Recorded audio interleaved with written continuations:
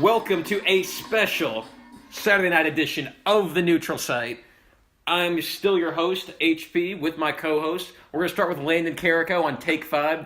Is it any better than Takes 4 and 3 were? Probably not. Probably not, yeah. I don't disagree. Griffin? I'm not going to go with the same thing. I'm just going to say hello. Just say hey. Just minimize the chance for us to screw up. Jared, don't say anything stupid. I said this in Take 4, and I just wanted to shout out Tyra Buss for being the best basketball player to come through IU in the last 20 years. I mean, she had a great career, and I wish her the best in the WNBA. She gets a golf clap. Oh, we got crying Devontae Graham. Oh, no. I'm glad we made it through our intro finally without Landon mentioning something stupid, saying something stupid, or the conversation devolving, or Jared doing something stupid. But hey! But we have slower expectations for J-Rod, unfortunately. So that's the story of my life. Yeah, frankly. But so if you are curious, we are recording during the game because the Kansas Jayhawks are absolutely terrible, not underrated, because nobody said they were underrated last week. No, absolutely not. Nobody would dare say that. And no one picked them to win the national championship either. Actually, my preseason pick was Duke, or my pre-tournament pick was Duke, I'll have you know. So Nova's still alive for me. Just pointing that out. Sorry. Shut up. Oh, I mean, I wasn't here to do my Final Four picks because I'm sure I'm sure Jared had a Loyola, Michigan, Providence. You somehow fit Xavier in there. Butler.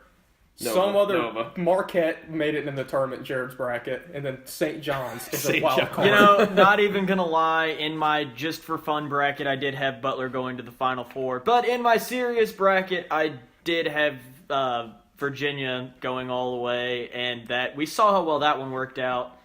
But if I had to pick, once again, in all seriousness, I would have chosen Villanova. All right, whatever you say. But anyway, the game just went final. Villanova just defeated Kansas 79-95 in a game that nobody really cared about after the first 5 minutes of the game. And Kansas didn't care about in the first 5 minutes of the game. Frankly.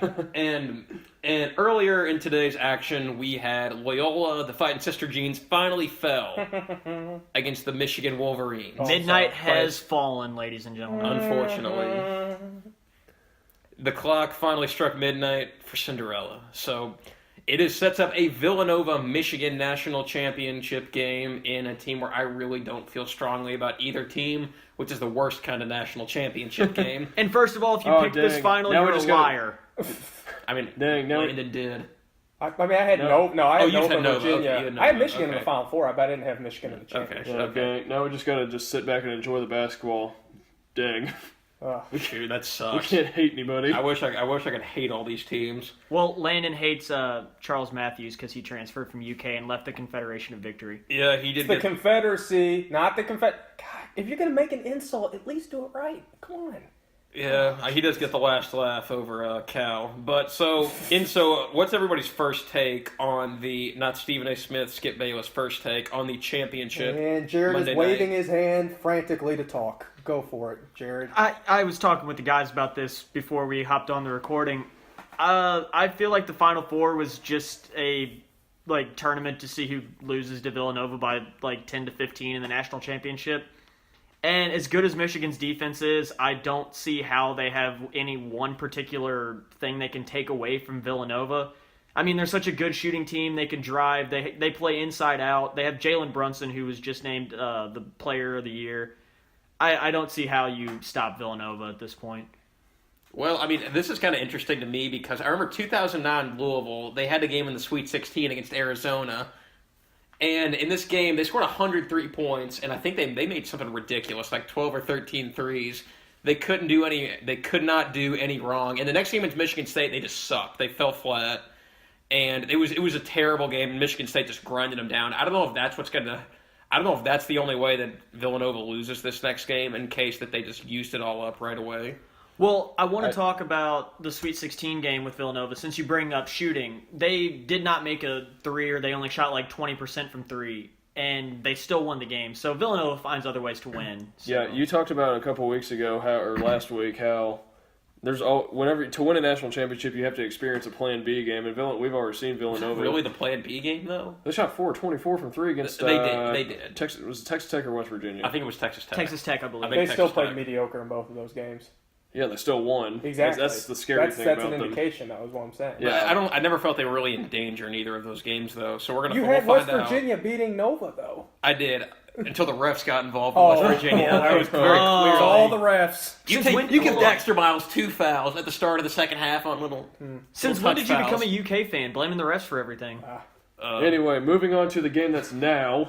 That's Okay. current. Sorry, I apologize. Still, hold up, though. I really, before we end, we'll go to it. I really think, though, the game's going to come down to who starts strong. Michigan, it must be noted, started off extremely slow against Loyola. Nova came out slow. extremely. Nova came out on fire tonight. I don't see any circumstance in which Michigan can afford that luxury of playing a weaker team other than Nova. No, they don't have There's the. no I don't think not even that. close. I don't think they have the weapons to No. keep up to get back. If you're a Michigan Because fan, even I Kansas think didn't. Mo Wagner could be a problem for them, but you It was can't good get to see behind by him. 15. It was or- good to see he him. had a fantastic game tonight. Yeah. My problem with Mo Wagner is that he Wagner. I know. We just went through this. We We just went through this. Mo Wagner.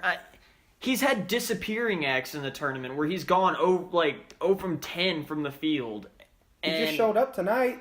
yeah, he showed up tonight, but he was also playing Loyola, who has one big man. They can't guard him on the screen and roll. We did talk about that last week. Yeah, that they would move around the big guy for Loyola of Chicago. I can't remember what is. I can never. Krutwig. Crudwig, yeah. I mean, I think they don't really have that huge matchup problem against Villanova. And last week we talked about how Villanova was going to move around Azubuike. Azubuike was a near non-factor on defense because they moved him around so Spellman much. had 9 for 10 or 10 for 11. Spellman and Pascal really gave him problems, but Michigan won't have that problem, I don't think, because Mo Wagner's a lot more agile than Azubuike. But if they put him in foul trouble, that's a whole different ballgame. Oh yeah. No, Michigan doesn't have any big off the bench that can handle. Right. Spellman or I mean, Pascal. it's gonna, in my opinion, it's gonna have to be a team effort for Michigan because they don't have. Villanova has Jalen Brunson. Michigan just doesn't have anybody like that on their team. You look at Mo Wagner's probably the biggest problem for Villanova. You got Charles Matthews. Muhammad Ali Abdul-Rahman was absolutely miserable today. You have to get a better effort from him in this next game if you're going to win the game. And then you got your role players, Jordan Poole, Duncan Robinson, Xavier Simpson. Those are going to be your guys that they're going to have to show up against Villanova because Villanova's not going to win if those guys don't, or they're not going to be able to beat Villanova rather if those guys don't show up. Yeah, Villanova.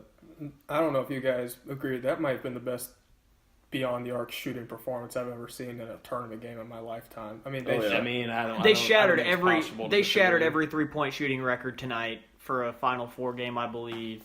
But literally, Eric Pascal, the sixth option in points per game, lit it up tonight. Didn't miss field goal. If you're a Villanova fan, you missed one field goal. Okay, he missed one field goal, which probably a bucket garbage time field goal. But anyway, if he's your sixth option, he's doing what he's doing tonight. How can you not feel extremely confident going into Monday? That's true, but the thing that would worry me is you saw it there when Kansas switched from man-to-man to a 2-3 zone. Nova did not do anything to try to attack the rim. They just stood around the perimeter and shot threes. That worries me for next game. It really does. Because if Villanova has that mindset, we're going to make 23s tonight, and they don't attempt to attack the rim, that's going to cause them problems. I mean, Michigan's too good of a team defensively. Yeah, Kansas is a pretty mediocre. They're a good defensive team, but nothing special. Michigan's a very, very good defensive team. And Michigan has a very good rebounding rate. They're 19th in the country on defensive rebounding rate. They're not going to give you any opportunities on missed shots, and if you are, you better take advantage of it. Yeah, I mean, looking ahead to the title game, I'm assuming that everybody's got their picks right now. Who do you think's going to win? Nova. You taking Nova, Jared? Villanova going away. Nova. It's got to be Nova. I'll even go as far as say it's a double-digit victory. I'm going to abstain because you don't want to. You don't want to give either team a kiss. You don't want to give. You don't want to give me the luxury. I'm not going to curse either of these teams. You don't want to give me the luxury of saying that Nova won. Yeah, That's pretty much. But I mean, I just feel like there could be a crash next game for Villanova. That's true. I can give you that. That's just me though. But also, they're just so good. They're ridiculous. They're ridiculously good. But this is an upperclassman-led team with Jay Wright, who has Final Four. That Louisville team I championship talked experience. about had a bunch of It was all upperclassmen too. Okay, though. well, this isn't the Louisville team. This is a totally different ball game. I want to bring attention again to Jalen Brunson, who was on the team when they won in 2015? 16, yeah. I mean, he's been there, done that. He just got named Player of the Year. With him piloting their offense, I don't see how it's going to stumble. And if they stumble, I've watched a lot of Villanova games. I go to Butler. He's always the guy that makes the big shot when they need it to turn the tide back towards Watching Villanova. him at Butler when we went out to that game was ridiculous. He's so quick. Oh, I don't. McCall Bridges was awesome too. He's a matchup. That's another thing that kind of makes it an interesting matchup. Michigan is the only team I think Villanova is going to see, or a rare team that Villanova is going to see, that has the size on the perimeter to contain Brunson, because Charles Matthews is big. He's what, isn't he? 6'6". He's I think, 6'6". right? 6'6", yeah, he's 6'6". Abdul Rahman's 6'5" and has long arms. So I mean, they have the size. Devontae Graham and Malik Newman, as good as they are, they're just. Duncan Robinson's a 6'8" guard forward, so I mean, he's just a shooter. he is. Right. Is. I don't think Duncan Robinson's going to be snapping any ankles. I don't know about that. You'd be surprised. Though Matthews has basically transformed his game ever since he committed to Kentucky and then left. He was always known as a very good, energetic, glue defensive guy. So I think that's the perfect guy you want to put on Bridges. But he's done. I have to Brunson, give him either of them. or Brunson. But I'd honestly.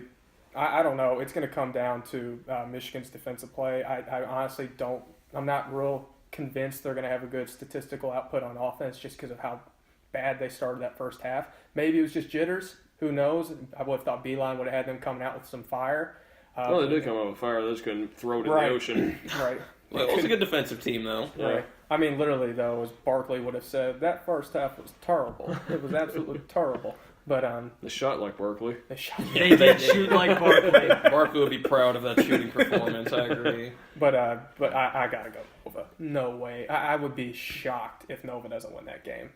I have this weird feeling Michigan's going to at least Don't say anything. Don't say anything. It's the feeling. Don't say it. It's the feeling. Oh god. They would reap. Whenever that happens, I'm telling you, I'm usually right. Are you willing to bet your hair on it? No. Oh, when you get You already bet you your already hair lost lost, so you have lost your hair. So Live stream of the shaving of J Rod coming soon. he doubted Chris Mack, so he's going to look like Chris Mack. So.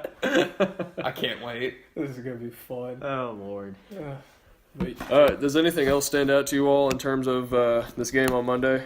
Not particularly. I mean, I don't know. I mean, Wagner played well, but then again, you can't have one single guy in that championship game.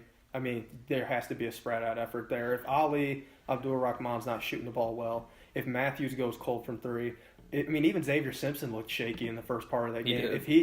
It was rough.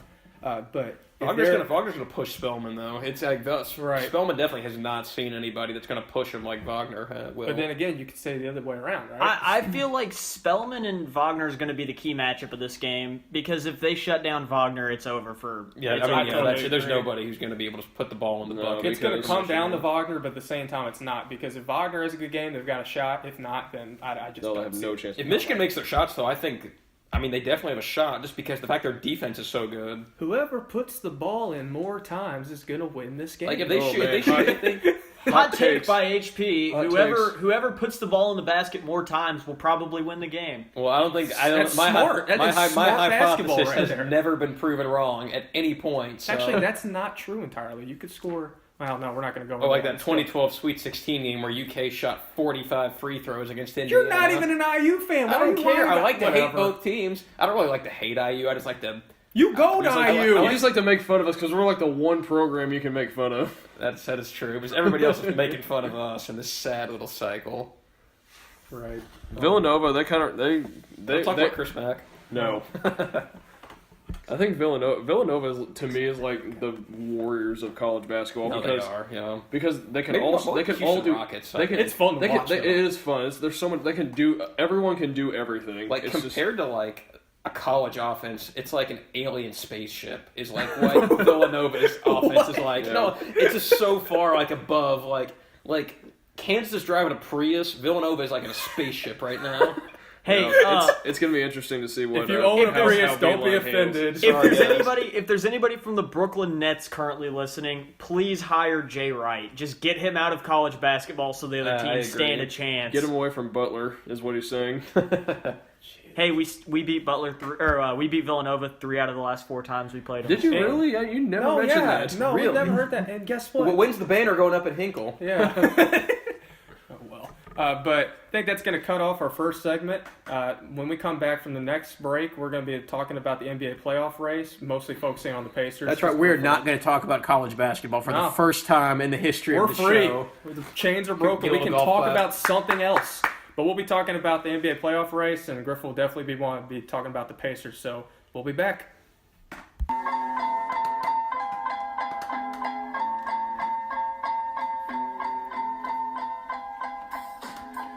Welcome back to segment 2 of the Neutral Site, where we finally get to talk about something besides college basketball. Feels good, doesn't it? Does it feel good? It is about time. It is about time. As much as I love March Madness, with no Louisville, Kentucky, or Indiana still in it, I'm okay with moving on right now.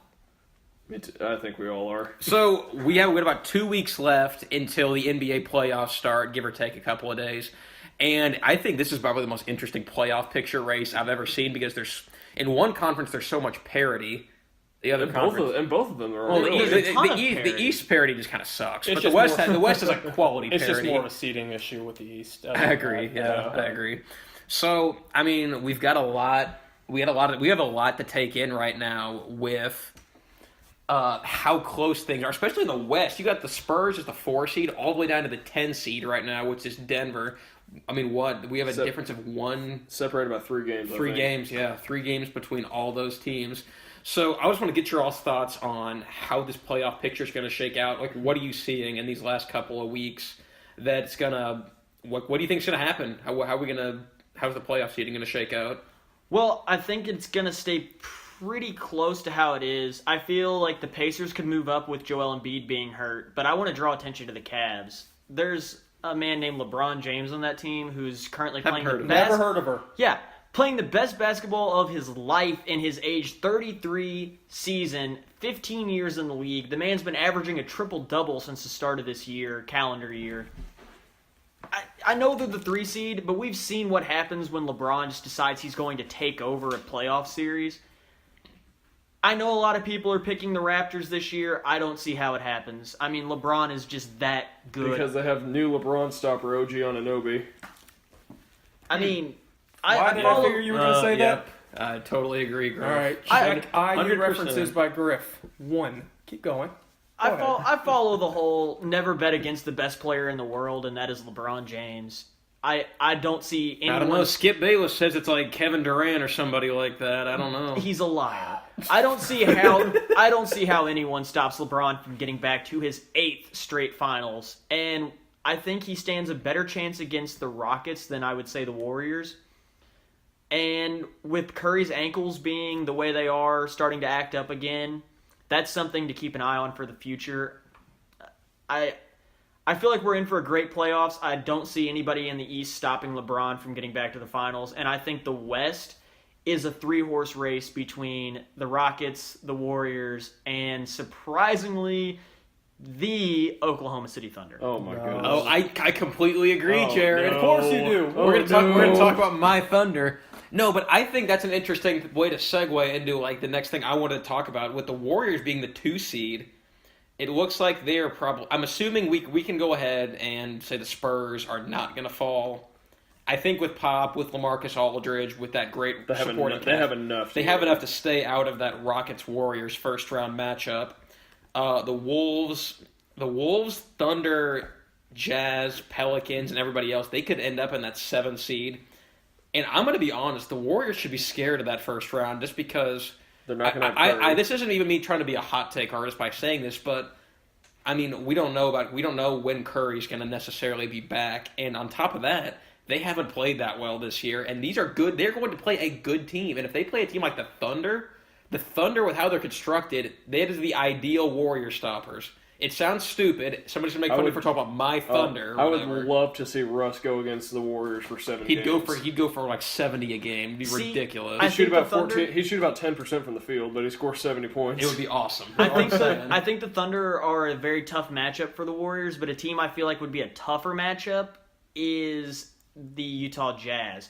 because of one man. The Jazz. Rudy Gobert is the best defensive player in the league that no one talks about. But the player that they do talk about is Stop Donovan it. Mitchell Stop it. from No. the University of Louisville, who absolutely deserves Rookie of the Year. I'm going to stop you there.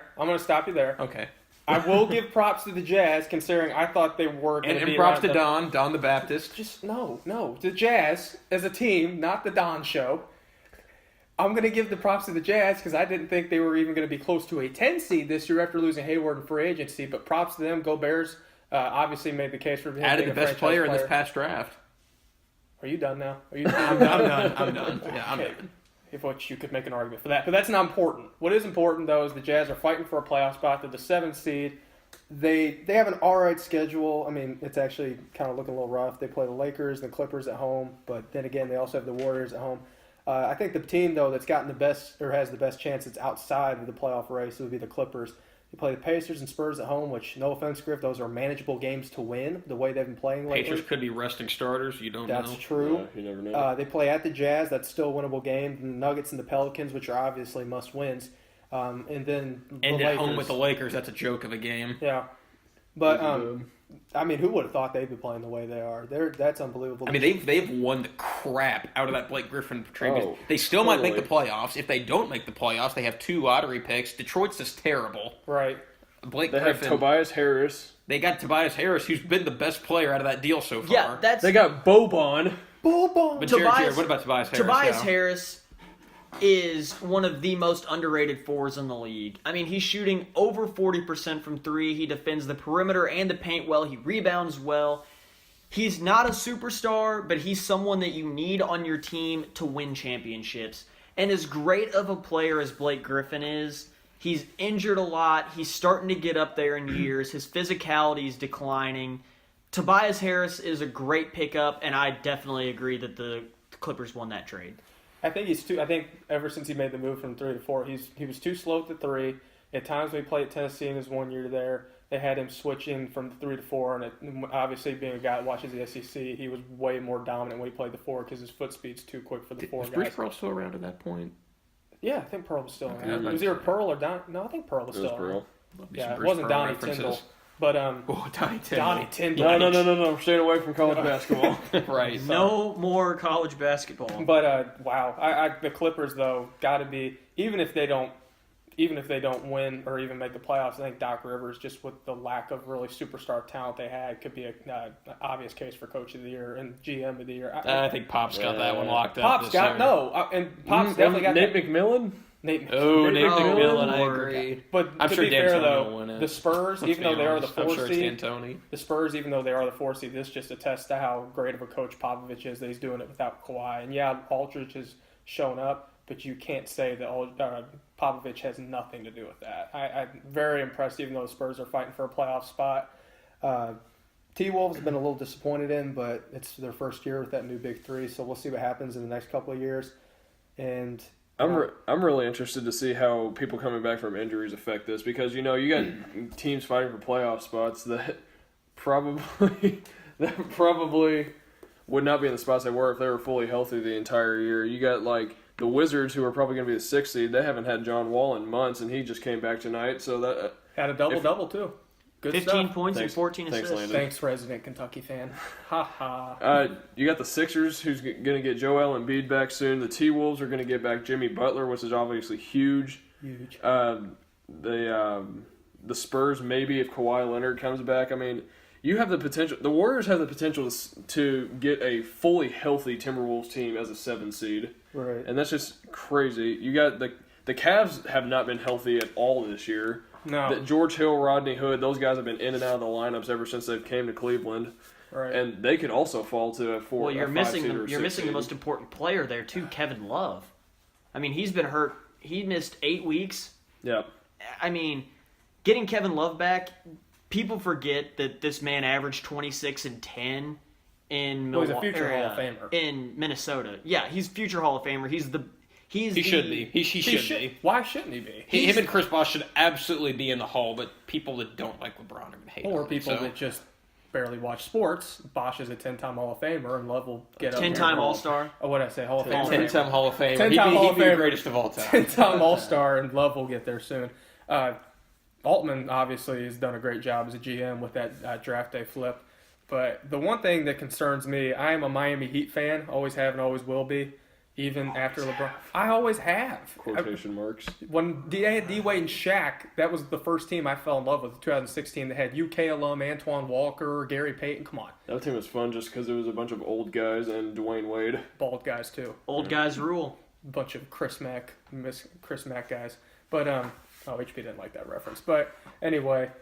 He's just bald. He's just bald. That's it. Miami, obviously you're a 7, and we can save this for the NBA free agency in the summer, but it's going to be time after this season to look at what do you want to do. Do you want to rebuild, or do you want to keep paying these guys top It really dollar? is a time of reckoning. Because if you're a 7 seed and you're paying all these, great, you're going to make the playoffs. Are you really going to beat Boston? Are you really going to beat Toronto?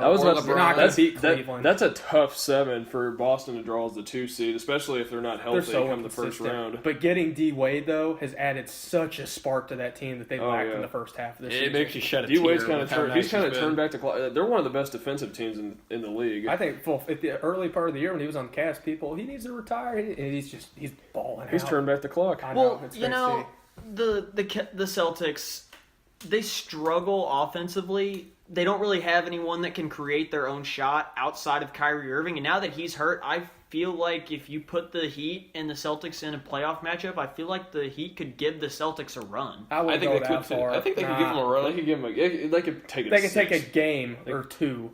Miami's too inconsistent. Boston's not that good, though. I don't know. They're better than Miami. They beat the Raptors. They're good. I mean, I'm saying they're good, but they're not Warriors or Rockets level where you're saying they don't even have a chance. Not yet. No. If they had a healthy Hayward, they probably would. Can we talk about how dangerous of an 8 seed the Bucks are? Oh, Anybody Bucks. agree with that? They have two premier stoppers on the wing what a in weird Chris season for them. Middleton. You really think Toronto wants to see the Greek Freak in a first round Oh, matchup? No. That's I think they'd scary. rather play John Wall and the Wizards than the Greek Freak, honestly. Was that a subtle UK jab? Oh, it absolutely was. No, now they get Eric Bledsoe in the Bucks. Yikes. I mean, if you look at the Bucks, they have the most underrated shooting guard in the league. And that's another team that hasn't been healthy all year. Yeah. They just got Jabari Parker. Come on, Middleton? Chris Middleton is a fringe all-star when healthy. If the Bucks were a top seed in the East, you would see Chris Middleton possibly starting on the East All-Star team. This guy strokes it from 3. He plays great defense. He can guard 2s, 3s, and some smaller 4s.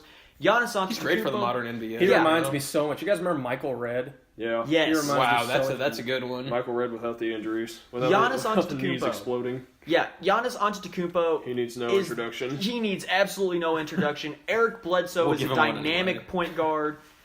I mean, Do they still have Delly? they do still have Delly. They got championship pedigree. The name alone. I mean, the Bucks are probably the scariest 8 seed, but I'd be remiss if I didn't say they're an 8 seed for a reason. I have some questions about their bench depth. They're not the greatest shooting team. Consistency's been a problem. They can't shoot the ball. They can't shoot the 3 very well. Their inside defense is poor. It's a little bit too early for the Bucks. It's a little too early. In 2 or they're 3 getting years, there. we could be talking about a potential dynasty. But right now is just sort of get your feet wet. I think you're talking about the Bucks as a tough 8 seed. I'll tell you what, the Warriors as the 2 seed, I think we can pretty much assume they're not going to catch the Rockets. The Rockets clinched. The Rockets did clinch. They did, Okay. yes.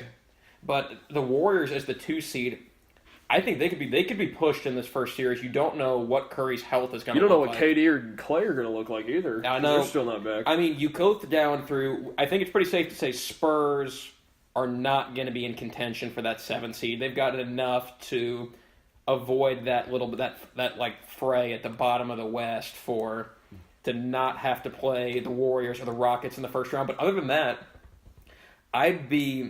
if the Warriors find themselves in the situation where they have to play the Oklahoma City the Oklahoma City Thunder in the first round, they could lose. I mean, they that is a team that could beat them. Or the I think Timberwolves. The Wolves, those are 2 teams. I think the Thunder are like. I think the Rockets are just probably the best team in the league right now. But Absolutely. if we're talking about in terms of matchups, I mean the Thunder. I don't think you could construct a better Warrior stopper. Than the Well, Thunder. there is one team I feel like you can similarly compare defensively to the Thunder and the Rockets. And that team is the Utah Jazz, who probably have the best defensive player in the league in Rudy Gobert. And Rookie of the Year, Donovan Mitchell. Rookie of the Year runner-up. It's no secret that when Rudy Gobert's in that lineup, you will not score inside. He stops everything. Who do you think he's a detriment? Do you talking about the Rockets or no Rudy Talking Gobert? about him the Jazz playing the Warriors in the first round.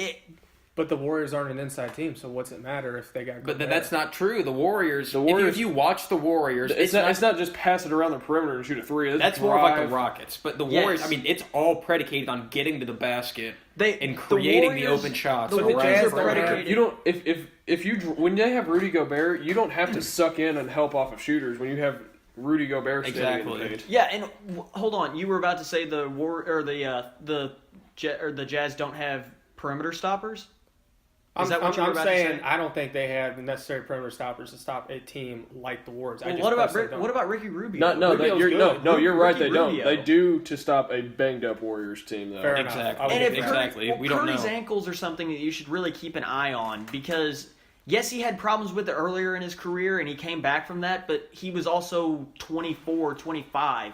If you look at it now, he's getting to be 30, and I don't think that we need to go in depth about how as you hit that 30 mark, your body doesn't recover quite as quickly. And Curry's ankles are already been problemed in the past. This could be reoccurring, and this could be the start of the end for Curry. I don't know if I go that far. I think he's 30 now. So but currently, yes, it's a huge problem. I would have so many regrets if we went this entire segment without talking about the Indiana Pacers. I mean, more Thunder talk. I mean, what a season they've had. After that Paul George trade, I think most people would have thought they wouldn't have even got to 40 wins this year. They looked destined for the lotto. That trade looked terrible. I was actually really excited because I thought we were going to get a team of like Oladipo and Marvin Bagley together. But, I mean, they have a legitimate chance to be the 3 seed. They went 3-1 against the Cavs this year. Now, granted, that was the bad Cavs before they completely reconstructed their roster. Let me ask you this, though. Are you more excited about the future after this playoff run, or would you have been more excited had Vic and Bagley paired up? Tanked. I'm more excited. After watching this team, I'm regardless of who they draft, I'm excited because it's rare to see an NBA team with the chemistry that they have. They just work together. Well, in the West is a monopoly of power. I mean, it's not like it's just two teams. I mean, the Raptors, yes, but we haven't seen any real postseason success with them. Right, they're still the Cavs. I'm with Jared. I'm not betting against LeBron. No, but they're certainly not as strong as they have been the last couple of years. And the thing about the Pacers is, I think the way it shakes out right now, they would avoid the Cavs until the Eastern Conference Finals. Right. Yeah, I mean, if you're a Pacers fan, you gotta be excited. I mean, I don't know if Nate McMillan's the coach for the future, just because he has. The jury's still out on him. I think. Yeah, I mean, he's done a great job this year with what he's had, but I mean. Seriously though, who would have thought Vic would be this way? It's a great crazy. Homecoming story. I did, and I predicted it. I predicted this. We don't know how much of this was Jared being an idiot and how much of this was actual conjecture. Jared hangs his take on projecting a former number 2 pick to be an MVP candidate one day. And I was correct. That KD guy is going to be an MVP candidate one day. Just watch. At least he didn't say Greg Oden. That's true. There is something else I want to draw Pacers fans' attention to, and this is in regards to Kawhi Leonard. Kawhi Leonard wants out, or at least it's been rumored that he wants out of San Antonio, and there's no... I know where you're going with this, no. There is no other team in the NBA that can offer as good of a package for Kawhi Leonard as the Pacers. No. What are you talking... No. I know where... I understand where you're coming from, and I would love to have Kawhi on the team, but the Pacers can't break up what they have. The core that they have with Sabonis, with Turner, Oladipo... They can't break that up. Well, therein lies your problem. Your 2 of your 3 best assets play the center position. And while I personally would prefer Turner over Sabonis, you move either of them and take the other one. But if you can Turner's get Kawhi not a true Leonard. 5. Turner is the modern 5. He can play anywhere from the 4. Yeah, honestly, you can put him at the. He's quick enough. You could probably play the 3 if honest. Do you think? Miles Turner. I don't You don't think think? You can play him the at the three. 4. You could definitely play him Definitely at play the 4, 4, though. but he's a modern 5. He's not like DeAndre Drummond, who's still or DeAndre Jordan, still quality players, but they don't spread the floor. Turner is a commodity you don't trade unless you get the right offer. Even if for Kawhi. Kawhi's got too many injuries. You're talking about Steph, it's being the end of him. This Kawhi injury is really bad. Yeah, but Kawhi's It's really 20. bad. Kawhi's what, 27? Right, can come he's back. 27, but quad injuries are very hard to come back from. It's not like they're just, toe injuries. The East, though, I think every series is going to be a bloodbath all the way until the finals. I think the East, I think whoever comes out of the West is going to just destroy whoever comes out of the West is going to destroy whoever comes out of the East, because the East is just going to be a war getting out of there. I don't know. I think the West is just such like a. The I West think- is I too, think- I honestly. think the top- my goodness. I think the top 6, 7 teams I would- in the West are I would they're honestly- better than almost every team in the East. I Practically, would be shocked if we saw a sweep this entire postseason. For everyone, So much parity. For I just everyone don't see it. complaining about how it was only a 2-team race, you got your wish. And, Oh, yeah. and the great thing is that the Warriors really didn't get that much worse. Honestly, it's not Yeah. like they're terrible now. Right. It's true. So, just last thing, who do you all think has the best chance to up end one of these top 2 seeds, other than the Cavs? Obviously, I think that's a pretty common It's a knowledge tough one. In either we can pick either Yeah, conference. either conference. When's Embiid going to be back? He'll be back by the playoffs. Okay, I would honestly. You know go my pick, so I'm going last. But with the Thunder. Yeah, just go ahead. okay, just go I ahead. think if Oklahoma City Thunder, if they get matched up with the Warriors, you have Paul George is just about as good as it gets to stop Kevin Durant on that team. Russ Westbrook could be going against a gimpy Steph Curry, and that dude's going to ball out no matter what, just because of his strained relationship with the Warriors. And you got Carmelo Anthony as the third option, which, frankly, I love Kevin Love. I think he's going to be a Hall of Famer one day. But one of the things the Cavs didn't have is Kevin Love wasn't showing up every game during the finals. And Carmelo Anthony, he's going to show up during the playoffs. Steven Adams. Steven Adams is your guy in the middle. We talked about with Gobert. That's the kind of guy you can put in the paint and can keep the Warriors back. So I think Single-handedly. I think the Thunder, without having to suck a bunch of people in the paint. So I think the Thunder are just about the ideal team to beat the Warriors and beat the Rockets and make it out of the West as an underdog. I just think they're too inconsistent at times. I think it's very They hard are. to Yeah, they pinpoint. are. It's hard to pinpoint. This is going to be the team, especially this year. I really don't feel there's that definitive team you can point at and say they're going to be that team that shocks people. Mm-hmm. I will say the 76ers just because of the star potential. This might be the postseason in which we see the. I don't think they're ready yet. I don't think they're ready either, but I'm calling that because who knows? Maybe this is the time. Maybe this is the time where. I mean, right now, Fultz is coming back. The jury's still out on him, but he didn't look bad in his first game back. Embiid's going to be back. Simmons has probably played like the rookie of the year. It's going to be close between him and Donovan Mitchell. Yeah, it's gonna be soon. Covington. It's going to be Mitchell. It's Covington. going to be Mitchell.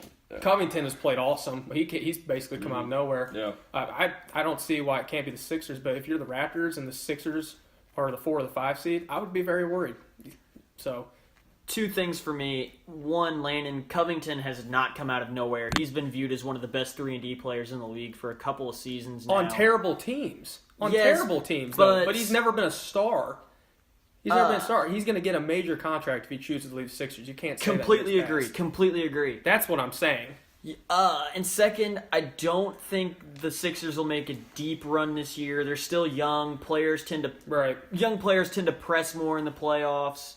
And that, to me, will drag them down. If Ben Simmons had a jump shot, I don't think there's anybody in the league that could stop them. But until that happens, I'm sticking with the Cavs going to the Not holding my finals. breath. And Ben we Simmons all getting a know jump shot. who Griff's going to pick. That's right. The Milwaukee Bucks. Whoa, what? Yeah. You serious? Yeah, I'm going with the Bucks. If they're playing the Raptors in the first round, I can see it. Giannis Antetokounmpo, legitimate MVP candidate. Again, he does not need. He's a legitimate MVP. There's one. candidate. There's one MVP candidate, and his name is James And Harden. his name is Victor Oladipo. His name is LeBron James, but Kobe Bryant did tell Giannis Antetokounmpo to go out and win MVP this year, and Giannis is trying his best. I mean, Giannis, a healthy Jabari Parker, Bledsoe, Brandon Jennings they signed him to a 10-day deal, and then for the rest of the year, he's been playing really well since he came back. It's good to see him coming back. Yeah. Even Thon Maker has really stepped it up this year. I mean, their length, the length that they have on their team, the athletes that they have on their team, it's enough to give anybody problems. And while I don't think they'll beat the Raptors, I think they definitely have the capabilities to give them trouble, as well as the Celtics and the Cavs. Well, good takes as always. HB, do you want to add something? No, I honestly, there's one more thing I wanted to say. I think the Wolves are another team I would look for as a team that could potentially beat the Warriors and the Rockets. I agree with I that. like their construction a lot. Jimmy Butler is your go-to guy with a little more experience than the rest of the roster. You know, relying on Wiggins and Karl Anthony Towns. I think that Jeff Teague. you're talking about as talented as a core as you'll find in the NBA. Gorgie. Just raw talent. And Gorgie, yeah. I wouldn't want to be driving against Gorgie in the paint. Top 6 power forward, Jared Clemens. I think we're going to cut it off of that before you get into a spiel about Gorgie. But coming up for our last segment, we're going to talk about heralded former Heisman winner Lamar Jackson and his standing in the draft. And we're going to talk a little bit also about his pro day and what we think about him coming up in the draft soon. Stay tuned.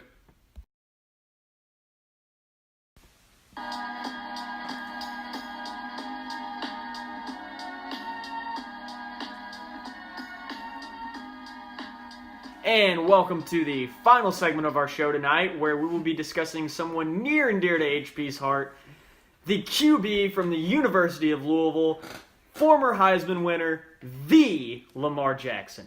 That was a pretty good intro. Not gonna lie. That was entertaining. I would have died if he said Adam Froman or Sonny Wilson. Adam Froman, the Sausage King. Jared Lorenzen? That's Pillsbury Throwboy. Pillsbury Throwboy. No, So, but Lamar, he had his pro day last Thursday. Got some mixed reviews. Got some good, some bad. Noticeably bulked up during Better his pro than a day. combine. Yeah, much better than his combine, I thought. He's had some pretty mixed reviews on draft stock. Going forward, what are your all's thoughts on what's Lamar? What's your reaction to the last couple combine, pro day, whatever? I think it's interesting how Lamar didn't run the 40 at either combine or his I have a pro day. rebuttal to You this, have a but rebut- I I want do to hear. too. I want to hear your opinion. I really think he didn't run it because I think people are going to see that and say, "Oh, he'll make a great wide receiver." I really, I know. Is that your point? Well, here's my point: is that if you're Lamar Jackson, your speed is legendary as is, and you can only go down. I mean, if you were Lamar Jackson, you'd better go out there and run a 4.4 or less, or even like a 4.3 for Right. Because if you don't, people are gonna be like, "Oh, he's not." It's the NFL draft. People nitpick stupid stuff because they can, and they're gonna be, "Oh, Lamar Jackson's not that fast" or whatever. When in reality, these same people are saying Lamar Jackson being fast is a detriment, and it's even created a narrative that you even just talked about, saying that he's gonna run it too fast. To be a quarter, yeah, Exactly. I mean, there's nothing to gain by running it. I mean, nothing. Hold up though. What the heck does he have to gain by running the 40? He has Nothing. Nothing. He has Nothing. everything to lose 40. And if he runs this 40, all he's doing is giving them another look of, wow, he really can play wide receiver. I'm very happy Lamar did it. Yeah, I'm the resident UK fan here, but my gosh, he's so talented. NFL draft scouts can suck it. Yeah, no, I think it's absolutely stunning. You got guys like Speaking of NFL draft guys, no, but you got guys like McShay having him go third round. Kuiper talking about how he can't throw, but he got Josh Allen at 1. I'm very glad. We have Kuiper out here saying completion percentages for losers, bro. Jackson did not need to run the 40. He's already shown his speed in college. All he could have done was set himself up for something underwhelming. And then if he did, he's just given the other scouts an access to say, well, he really can play. If you think Lamar Jackson's a wide receiver, you need your head checked. I think it's really need your head going checked. back to Mel Kiper. I mean, this is the guy that said, completion percentages for losers, bro. Josh Allen is a quarterback, and we know he's a quarterback. Lamar Jackson, his completion percentage is a little low. There could be some accuracy issues. It's ridiculous. I want to speak to the accuracy listen to a Mel issues. Kiper roast. Good. We all have to wear the helmet that he wears for hair on his head. I want to speak to the accuracy issues because I'm with you guys. I agree that Lamar Jackson is a game-changing talent in the NFL. I feel like he's going to be. He has the best potential of any quarterback in this draft, and that's not setting yourself up. That is not an exaggeration. I mean, this guy could be everything Mike Vick dreamed of being in his Mike prime. Vick literally said he's the next version of him. I think he's got more arm talent than Vick. He does have more arm talent. His arm than Vick. talent's amazing. No, he's got a cannon. And For the record, we are not #football guys, so we're going to say generic He's arm got an talent and amazing stuff arm. like that. He has an amazing arm. He's an elusive runner. He's got great anticipatory skills. His pocket poise is outstanding considering he's supposed to be a scrambling quarterback. He reached Well, the the only coverage reason well. he scrambles because I think Bobby was putting up like 5 They lamps relied at the offensive they line. relied way too much on Jackson. We can. I think this is something to get into in a future segment whenever we discuss Bobby Petrino being on the hot seat. But I think he was almost so good in college. Petrino didn't really know what to do with him sometimes. So I think that kind of can be some of the reason why. But he looked a little off sometimes as compared to like what a traditional pocket passing quarterback will do. Jared, what are your thoughts? As much as I love Lamar as a prospect, he needs to sit for a year, and I don't think he's worthy of a first round pick, but I don't think he'll be a first round pick because of one crucial mistake in his mechanics. Did you really just say Lamar Jackson's not a first-round talent? No, he is a first-round I don't talent. think he'll go. I don't think he'll go in the first round. It's going to be something about the base. His throwing base is so narrow. Folks, HP has just left the room. That some quarterbacks that's not an issue, but when you look at throws over 20 yards down the field, Lamar Jackson completes 28% of it. And the guy that you just bagged on, Josh Allen, completes 31%. That's a full 3 percentage points better. Yeah, but Josh Allen's receivers aren't dropping 12% of his passes like Lamar Jackson. Lamar Jackson's he's the highest drop rate amongst and Lamar Jackson's quarterbacks. throwing against Florida State and Clemson, and Josh Allen's throwing against Providence. Also- Who plays in the Mountain West? Also, Yeah. Josh Idaho. Allen has the lowest completion percentage from 0 to 9 yard throws. But that doesn't matter. I completely. His base, he has a tendency to overthrow receivers. And if you look That's true. If you look at his short passes from 0 to 9 yards, 10 yards, he has the most interceptions out of anyone there. I think I'm going to stop you there. I do think there's something to this. I'm going to criticize Lamar, but in his in his sophomore year, it showed up a little bit less this year, but less so than in his past season. He kind of had a tendency to kind of try and kill guys with the ball when they were going over the middle. There was no touch sometimes. He just bullet as hard as he can and just nails the dude in the hands. Oh, the Lego throw. No, exactly. Just hits him straight in the hands and they get picked off. That's why that happened. I think that his improvement from sophomore to junior season tells scouts that he's making improvements and that he can get there one day. But right now, it's not there. I agree with Jared. I think you're right. That's yeah. why I think you're love right. where I see him going right now. Most mock drafts. The New England Patriots.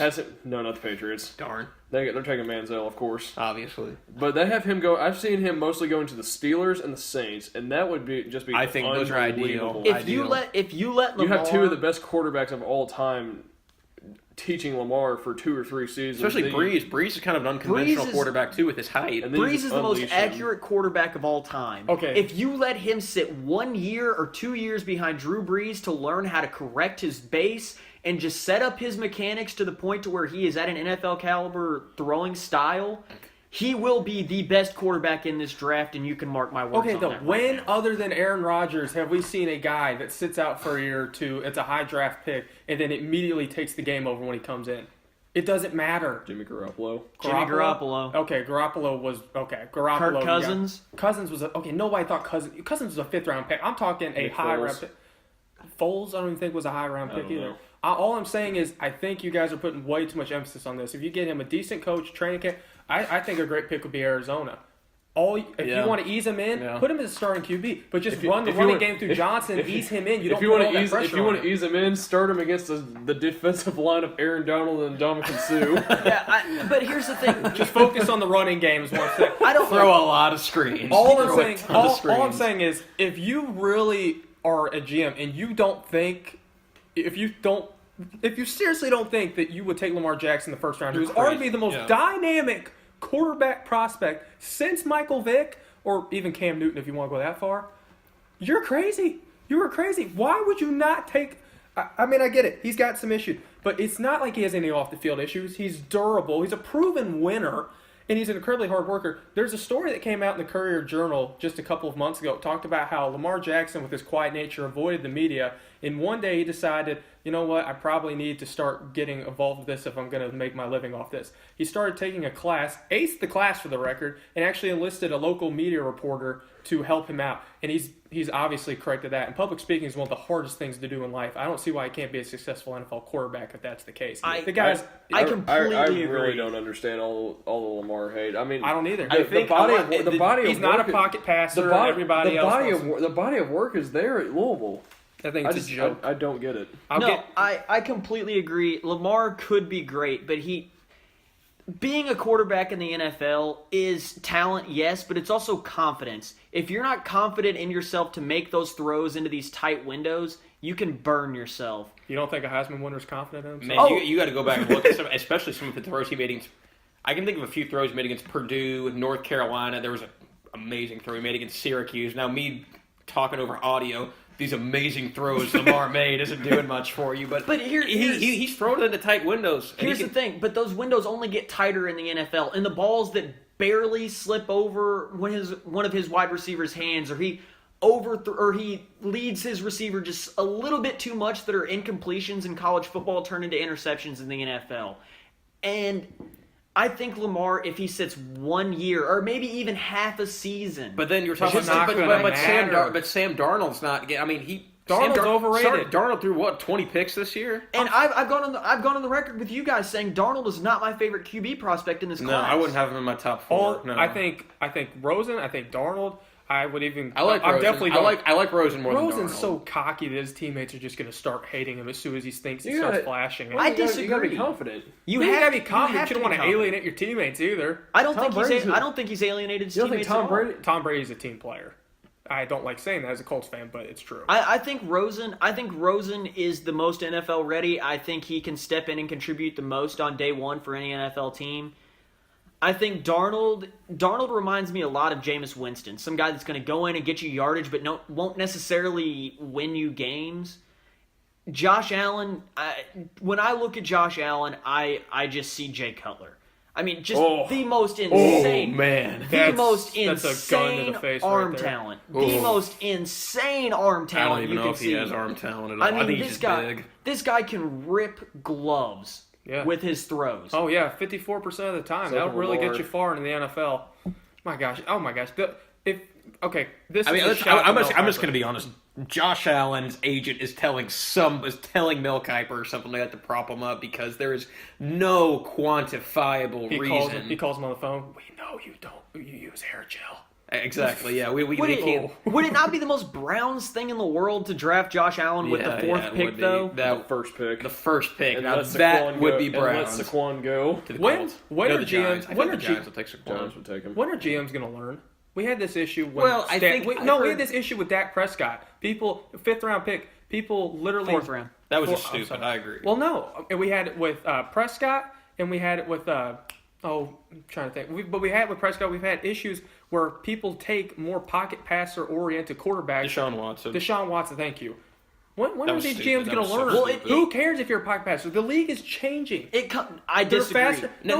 I disagree. He's right. The league is changing. You have faster defensive tackles. You have more complex coverages. When the Tampa 2 came out in 2000, it was considered revolutionary. That's a common defense now. Lamar can read that fine. And you have to use your legs in this point because there's more complexity. GMs won't adapt. One of the problems with quarterbacks nowadays and offensive coordinators is what they try to do with a lot of quarterbacks is they try to make them play in their system. You are going to play this way.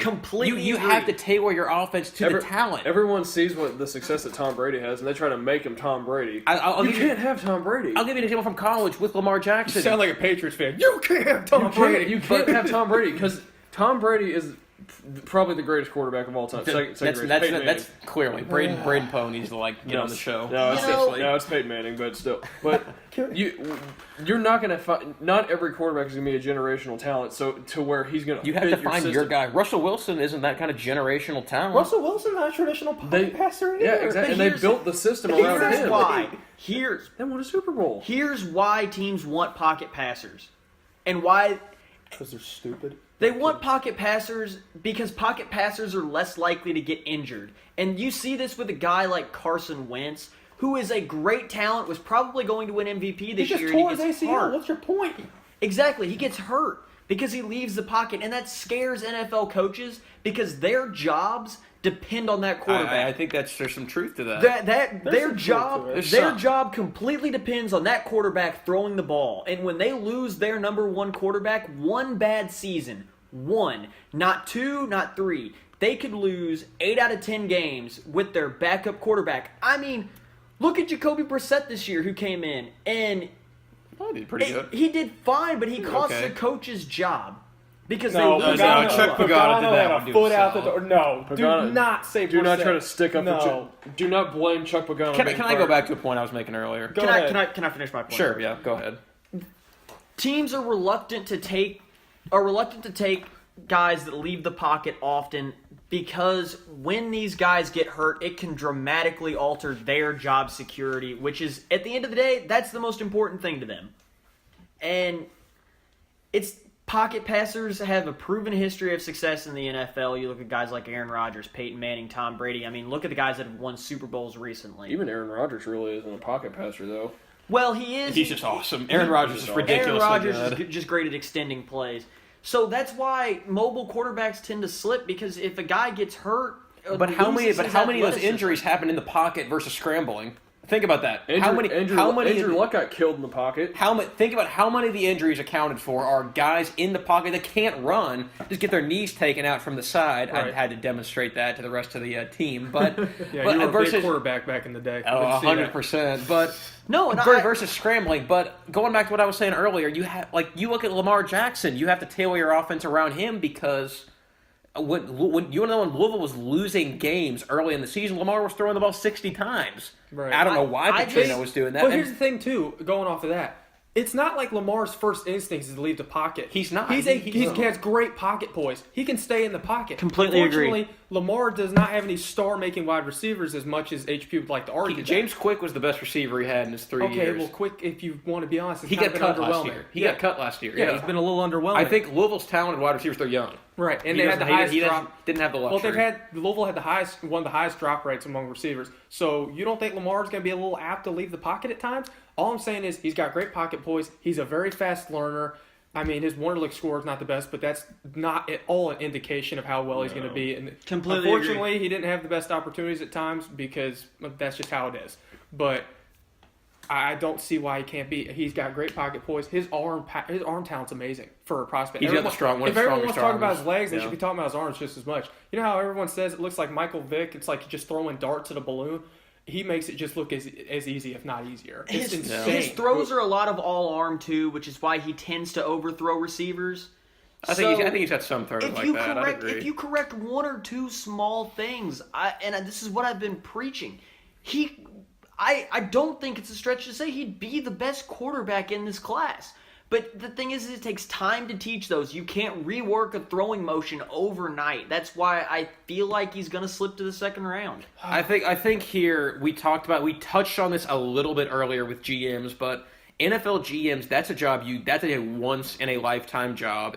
I've heard people. I've listened to like radio or look online at people talk about the draft process. These are once in a lifetime jobs, and if you get fired, your career as a GM is probably done. And you don't want that owner to fire you. And when things are like that, a lot of these GMs, they will be conservative, overly conservative, and they will take the Sam Darnold or the Josh Allen, the guy in old school NFL. They got all the quote unquote experts. Allen, who arguably has the biggest boom bust potential in the entire draft. I don't even think there's that much boom potential. It's just look at the opinion. Cleveland Browns, who haven't been willing to take a risk. They wouldn't take Deshaun Watson. They didn't take Carson Wentz. They traded out of both of those spots, and that has cost. That is factory of sadness. Well, so. Yeah, God hates the Browns, but that has cost not one, not two, but 3 GMs their job in the past 3 years. That's just a bad organization, though. That is a bad team. But I mean, you can't tell me. Go ahead, Griff. Go ahead. I was just gonna say, I think the body of work in college should speak more to drafting someone than quote unquote intangibles. Because absolutely, I mean, look at what a guy. We are really hating on Josh Allen today. I don't care. I mean, Mel Kiper's propped him up enough. Yeah, that's true. We got to balance it out. But you look at what he did against Power 5 teams. It was terrible. Horrible. He had a but I placed some of that on his team. How? Teddy Bridgewater against Florida Okay, didn't have a problem with. through No, hold 5 on. picks against Nebraska. Now, hold on, though. Is If it you just- want to talk about Allen that way and say, well, he had to throw a lot because his teams were behind, so was Lamar, but he's not getting any crap No, about it. no, He's not getting any and I'm positive not. spin about that. I place, like I said, I place some of that on the team, but at the bottom line, at the end of the day, he's the quarterback, and those decisions fall back on him. He's got to make better throws. But you won't see me hyping up Josh Allen either. Right. I think it's a Lamar- joke. Allen only threw the ball 270 times this year, and everyone is quick to say, "Oh, he's got such an." So it was a run-heavy offense, yeah. It is very Lamar run-heavy. 430 times, Which he Darnold, should not have thrown 480. that many times, No, he but- shouldn't have, but he's still that good talent enough. He can do it. Darnold 480, Rosen 452, Mayfield even threw 404. It's a small sample size, but guess what? It's big enough where I really think it's a bust. All I'm saying is I agree with Griff. It's too much of a resume not to pass it up. And you're really telling me with the first round pick, you won't take him? You don't think the Cardinals, even Big Ben's going to need a successor. Drew Brees will need a successor if he even drops that low. He shouldn't. I don't see why the Broncos can't take him at 5, honestly. That's just me. I don't see what the issue is. If Keenum doesn't work out, you got Lamar Jackson. Because NFL teams with their first round picks want instant gratification, guys that can step It in is a and win be now league. day one starters. It is HP just said it. It is a win now league. There is no If you don't, you get fired, and you're not getting There another job. is no tomorrow in the NFL. Okay, you you're- win today or you're You're gone tomorrow. the Arizona Cardinals. You're telling me Blaine Gabbert, whoever the heck is on that roster, Sam is Bradford. better. Okay, you're telling me Lamar Jackson's not better than Sam Bradford? I would start Sam Bradford over my Lamar God, Jackson no. until Sam Bradford No. until Sam Bradford got hurt, because let's face it, It's can't. gonna happen. It's going to happen. Bradford won't even. Bradford My is so problem- quick to throw it away. You want to talk about injuries? Bradford is so quick to throw it away. I wouldn't say You Bradford. forget- I think guys like Blake Bortles and Blaine Gabbert, they're stealing checks from teams like that. Josh McCown. How are these guys starting quarterbacks? And you're telling me Lamar Jackson shouldn't get a shot? It's laughable to me. ridiculous. My favorite landing spot, my absolute favorite landing spot for Lamar Jackson would be the Jacksonville Jaguars, because they're in a very non-committal deal with Blaine Gabbert. Blake Bortles. Or Blake Bortles, my bad, sorry. He was the quarterback. $27 Yeah. million. But guaranteed contracts in the NFL, there is no such It's thing. basically done. Yeah. As I'm, my dad's from Denver. I'm a Broncos fan. At the 5th pick, I would really like to see. I'd like to see the Broncos take Rosen if he's there. I don't think he will. Baker Mayfield would be good, but Lamar Jackson, he's got the most potential. I wouldn't take him in the first round just because if I was an NFL GM, I would be scared that if my guy got hurt, that Lamar couldn't step in tomorrow and Why lead us not? in I the disagree. year. I think Wow, my his gosh, body, why not? his body of work speaks for itself. He's a quick learner. He's a proven winner. He I don't He understand. played out of all the teams. He played the most complex offense in college. Oh, That's please, not even a completely question. agree. Completely Against- agree. People want to talk about Against the best, confidence. against the best competition. Well, people want to talk about his confidence. The man is clutch. The Oh, man completely. is a damn competitor. Except for against Kentucky. Yeah, that's true. I was Okay, at it was that one game. He didn't And fumble. even- He did not fumble that game. Okay, but you're telling me, I'm looking at this right now. You're telling me the Bills, the Cardinals, heck, I can understand. Yeah, the Bills. You're telling me the Bills are going to start Nathan Peterman. You're going to start Nathan Peterman? No, the Bills. The Cardinals are going to start. Who do the Cardinals have? Sam Bradford. Again. Okay, sorry. They still have Sam Bradford. Sam Bradford. I'm sure he didn't get injured already and get cut. Yeah, Bradford's already cut. You can't tell me that. And none of those teams would take him. You can't tell me a All right. single Oh, team I'm telling would you, not I take would him. not be surprised on draft day to see the Bills move up to the number 2 or 3 spot. Because I think the Giants are willing to roll with Eli for another year, and I feel like that pick will be That up. organization's just a mess. Trying to He's- trade he's OBJ right now. He's one of That's the a- most athletically gifted players. Not quarterback players. He should play quarterback, which that whole receiver argument, if you think that, God help you. Thank you, HP. But- Lamar Jackson as a wide receiver would be like me playing kicker in the NFL. Like it's not going to happen. Oh, yeah, but we've seen it. Got guys with the resume. Braxton Miller never got a shot at playing quarterback. Terrell Pryor played, and everyone's like, well, he had one bad season. That was one of the worst Raiders teams in the history of, or just NFL teams in general. These guys have resumes. Are we just really going to look past that? Just because Are we he's gonna not a look traditional at quarterback? Are we gonna look at like 5 throws Lamar made at the Go combine? ahead. Like Go ahead. seriously, Shorts and a t-shirt. exactly. Go ahead if you're an NFL GM. Don't take him. Watch him burn your team for 150 yards on the This is ground. the and 300 Kentucky fan passes. saying that. Yeah. the I- Kentucky I- fan. Because I I know really- my team got burnt by Louisville for 3 straight I years. really think Lamar's going to be the steal of the draft. I know, and I completely agree. Whatever Well, team, Baker Mayfield. whatever All right, team quick. drafts him in the second round is going to get the Lightning is round. Not going be in the to second get. round. Lightning round. All right, lightning round to close to wrap up our show. Where does anybody have an inkling of where Lamar is going to get drafted at? Go. I think the Steelers. I think Mike Tomlin's really high on him. And can You you like can you Steelers? imagine an offense? Lamar, AB, Le'Veon, Juju.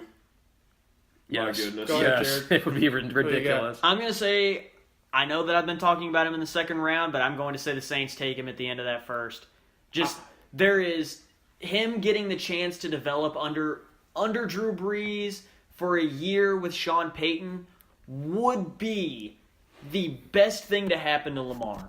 Yeah. He would step in and be an All-Pro in year 2. As long as he goes first round, I don't care. I don't actually think he's going to go a lot earlier. I think if you've looked at free agency, I know that the Cardinals have Bradford, but at the same time, you're really going to rely on Bradford. You can't play more than 7 games a year. You're not going to take maybe that insurance. Heck, I'd be hard pressed if you told me that Lamar doesn't have a shot at beating Bradford out in training camp. I don't see why not. Bradford has too many injuries. Lamar Jackson, while it might being a project, he has so much upside. You can't let him go that low. He might play a couple of years for the Steelers or the Saints, or he might have to wait a couple of years. I think the Cardinals pull the trigger and say, you're the future, pair you up with David Johnson. Let's see where this ride goes, and I think it's going to be a smooth one. Interesting. I think I'll give 2 out-of-the-box options, then I'll give the one that I genuinely think is the best shot at taking him. 2 out-of-the-box options. How about the LA Chargers? I like that. That's one nobody's thought about. It's the a LA similar Chargers. situation as the Saints and the Steelers. Yeah, I think the LA Chargers Plus, would be he's a got great Dan one. Feeney blocking for him. I mean, shoot, you got the Forrest Lamp out of WKU. He'll be back next year. That's a quality line with Melvin Gordon running behind you. That's a lot of support. Melvin Gordon's on my fantasy team, so I got to prop him up a little bit in this podcast. Another one, I don't think this one's anywhere near as likely, but it would be cool just to think about, is the New England Patriots, because imagine Lamar on the freaking Patriots. Would that not be awesome or what? Learning under Brady.